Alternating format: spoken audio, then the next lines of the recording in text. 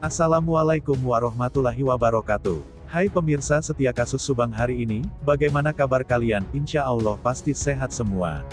Sebelum kita ke pokok pembahasan, kami sangat bersyukur ya, kepada kalian yang telah mengklik video ini, yang artinya, kami yakin kalau kalian masih penasaran terkait siapa pelaku pembunuhan ibu dan anak di Subang, dan kalau begitu mari kita kawal sama-sama kasus pembunuhan Subang ini sampai terungkap. Terbaru kasus pembunuhan ibu dan anak di Subang, mungkinkah ada orang yang cuci uang di yayasan? Seperti apakah dugaan netizen? Menjelang 100 hari kasus pembunuhan ibu dan anak di Subang itu, YouTuber Anjas kembali memunculkan analisa pada Senin, tanggal 22 November tahun 2021. Anjas menduga-duga apakah ada kemungkinan pelaku pembunuh otaknya adalah orang di luar keluarga. Bahkan, kata Anjas, ada pula membahas dugaan netizen yang menghubungkan dengan Yayasan Bina Prestasi Nasional. Diketahui, Tuti Suhartini dan Amalia Mustika Ratu merupakan ibu dan anak, yang juga pengurus Yayasan Bina Prestasi Nasional yang menaungi 2 sekolah. Adapun ibu dan anak itu ditemukan tewas pada sebuah mobil pada garasi rumah mereka di Kampung Ciseti, Jalan Cagak, Subang, pada tanggal 18 Agustus tahun 2021. Pada YouTube Anjas di Thailand, berjudul, Yayasan Jadi Lahan Basah. Pencucian uang. Diunggah Senin, tanggal 22 November tahun 2021, Anjas membahas soal pendirian yayasan sekaligus dugaan-dugaan para netizen. Anjas menunjukkan sesuatu yang diyakini sebagai aslinan akte pendirian Yayasan Bina Prestasi Nasional, tampak ada 7 orang pendiri yayasan itu. Di situ tercantum pendirian yayasan oleh Yosep Hidayah, Yuris Raja Amalulo, Amalia Mustika Ratu, Tuti Suhartini, Ujang Sutrisna, Iwan Rudianto, dan Ato Sudiarto. Tertulis pula susunan kepengurusan, di mana Yosep Hidayah sebagai ketua, Yuris Raja Amalulo sebagai ketua umum, Amalia Mustika Ratu sebagai sekretaris, Tuti Suhartini sebagai bendahara, Ujang Sutrisna sebagai ketua pengawas, Iwan Rudianto sebagai anggota pengawas, serta Ato Sudiarto sebagai anggota pengawas. Menurut Anjas, untuk urusan sekolah, ada juga pertanyaan kemungkinan pihak lain ingin mengambil alih atau merebut yayasan. Dikatakan Anjas, walau ukuran dan luasan tidak terlalu tinggi dan tidak terlalu luas, biasanya di sekolah ada pendapatan-pendapatan, misalnya dana hibah dari swasta, pemerintah, dan lain-lain. Anjas menduga, perkembangan sekolah ini sangat pesat di bawah kepemimpinan Yuris, di mana orang sudah kadung menulis dengan Yoris, Amalia Mustika Ratu, dan Tuti Suhartini.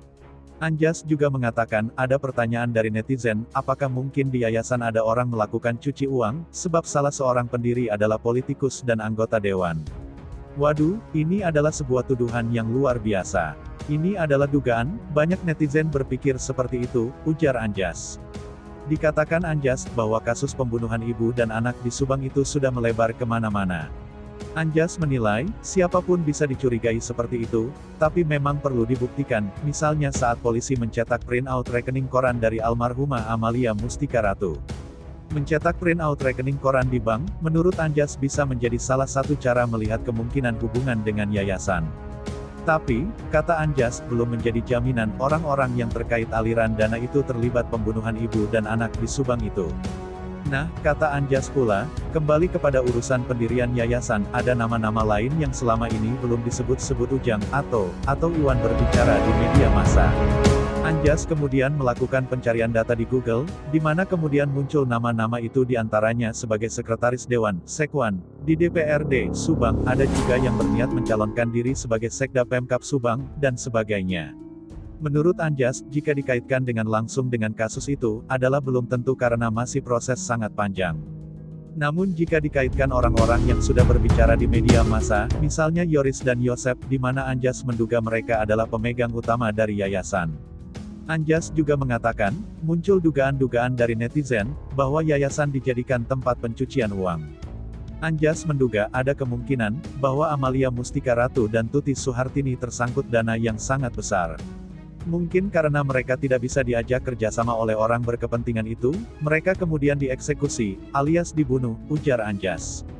Nah, katanya, apa-apa yang ia analisa itu, lebih berdasarkan dugaan-dugaan dari netizen, di mana dirinya menurutnya. Namun Anjas mengatakan, kurang setuju jika kemungkinan-kemungkinan diarahkan kepada nama-nama di luar. Sebab kunci rumah kejadian pembunuhan itu ditemukan tidak rusak. Menurut Anjas, soal dugaan-dugaan netizen, atas dugaan cuci uang, nama-nama orang besar, dan lain-lain, itu merupakan teori konspirasi yang mungkin saja, namun kemungkinannya kecil. Anjas tetap mempersilahkan para netizen soal teori konspirasi tersebut. Nah, bagaimana menurut kalian? Terima kasih sudah mampir di channel kami. Kami tim kru redaksi yang bertugas mengundurkan diri. Semoga terus diberikan kesehatan amin, serta pelaku Subang semoga segera ditetapkan siapa pelakunya. Amin amin ya robbal alamin.